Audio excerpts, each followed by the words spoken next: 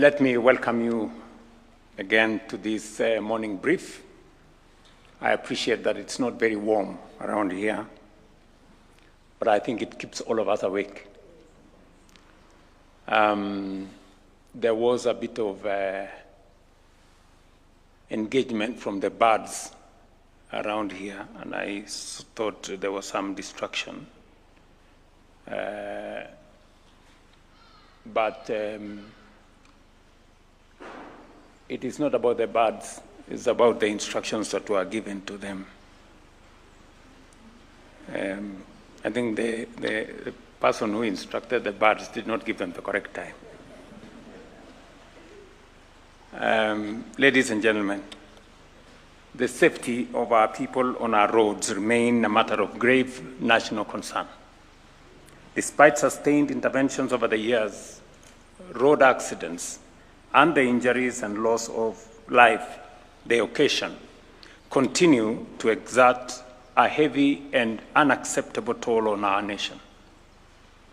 Kenya records more than 4,000 road fatalities annually.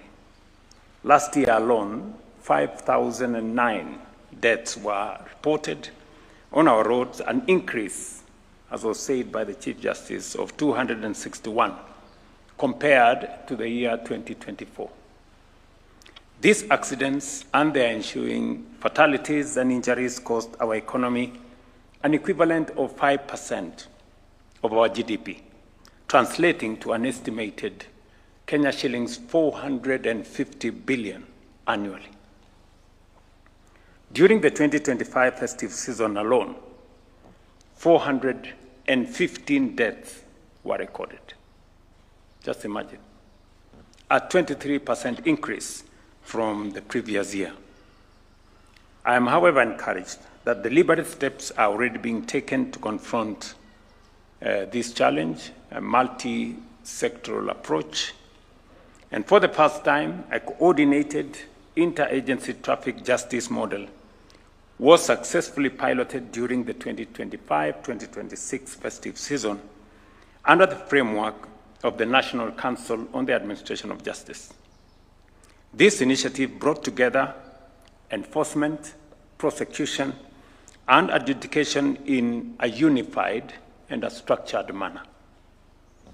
Ladies and gentlemen, I am pleased to note that the interventions during the festive season yielded measurable gains. The deployment of 36 prosecutors, 40 officers from the Ethics and Anti-Corruption Commission, and 121 officers from the National Transport and Safety Authority significantly strengthened enforcement. As a result, fatalities involving public service vehicles declined by 10%, largely due to intensified oversight. This initiative has therefore established a viable and replicable national model for managing traffic offenses. Even so, emerging risks demand our urgent attention. Accidents involving private vehicles have increased relative to public service vehicles, and so have nighttime crashes involving long-distance trucks. Additionally, border-related accidents continue to pose a persistent and serious threat on our roads. The pilot showed the core drivers of road traffic accidents within the various sectors.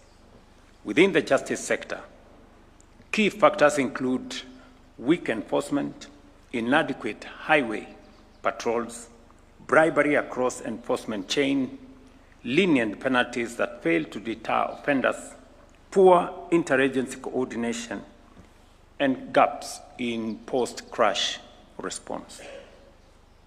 Other major contributors include reckless driving, speeding and drunk driving, poor driver training, widespread unlicensed riding, unroadworthy vehicles, counterfeit spare parts, unsafe road signs, the high vulnerability of pedestrians and motorcyclists. Economic pressures on PSV operators are also contributing to risky behavior. The pilot further exposed critical weaknesses within the justice chain. These include persistent corruption and roadside bribery, delays in investigations and prosecutions, weak evidence management systems, digital gaps, inconsistent fines, absence of traffic-specific sentencing guidelines, limited capacity of the workforce, funding constraints, and weak enforcement of notices to attend courts. Operational challenges were also evident. Virtual courts achieved only 25% success rate due to connectivity and power limitations. Budget constraints affected the rollout of mobile courts. Case processing delays were noted between arrest and registration at the Office of the Director of Public Prosecutions. In some instances, agencies continued to operate in silos while public compliance with traffic rules remained low. Ladies and gentlemen, to decisively confront these challenges, the report sets out a comprehensive package of reforms that we must urgently give priority to stem the continued loss of life and injuries in our roads. First, on legal and policy reform, the report proposes that we amend the Traffic Act to respond to emerging risks. Key measures include the introduction of instant fines and a demerit point system for driving licenses, the standardization of driver training and licensing, and the fast-tracking of the National Council of Administration of Justice Bill.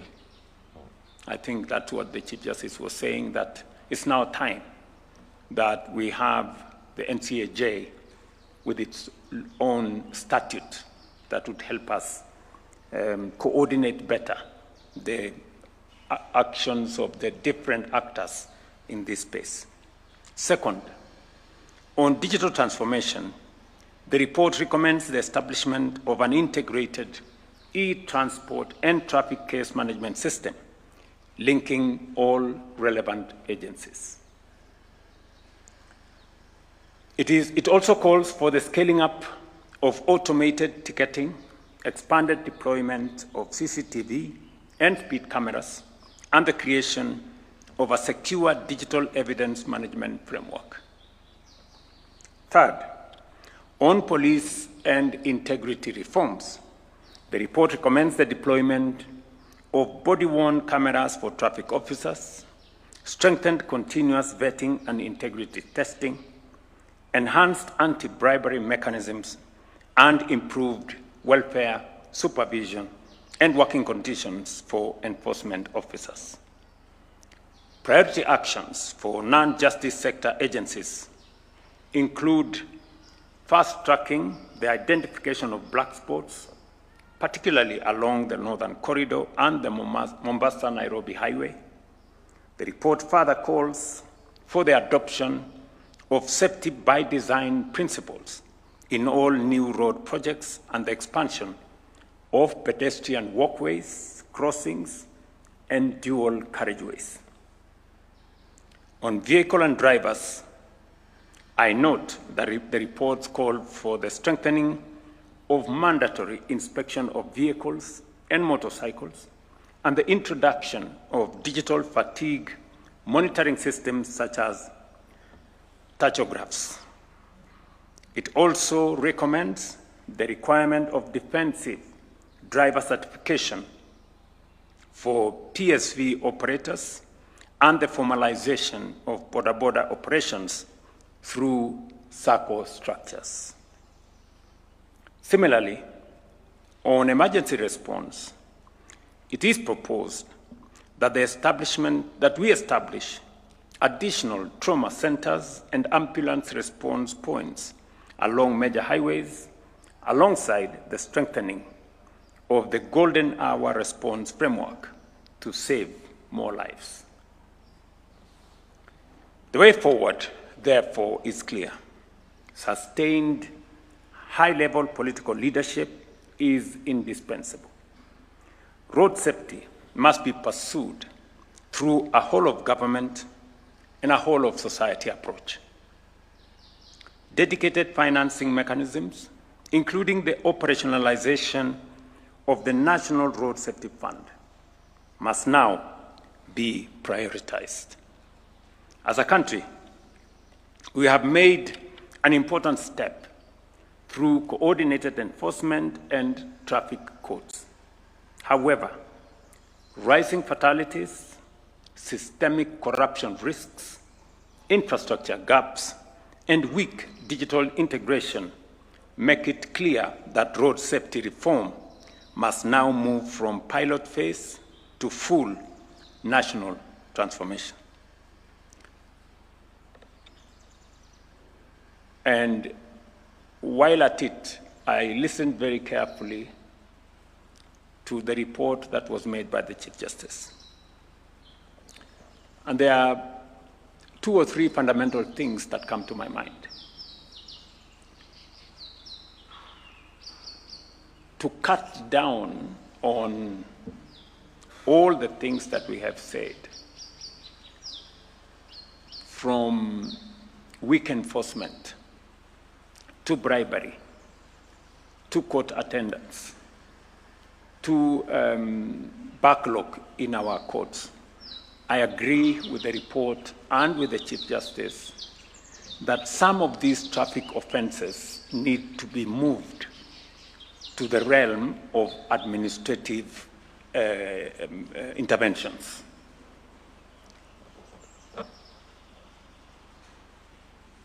Part of the reason why it's easy to pay a bribe rather than go to court is because it takes so long to pay a legitimate fine, and therefore it encourages more people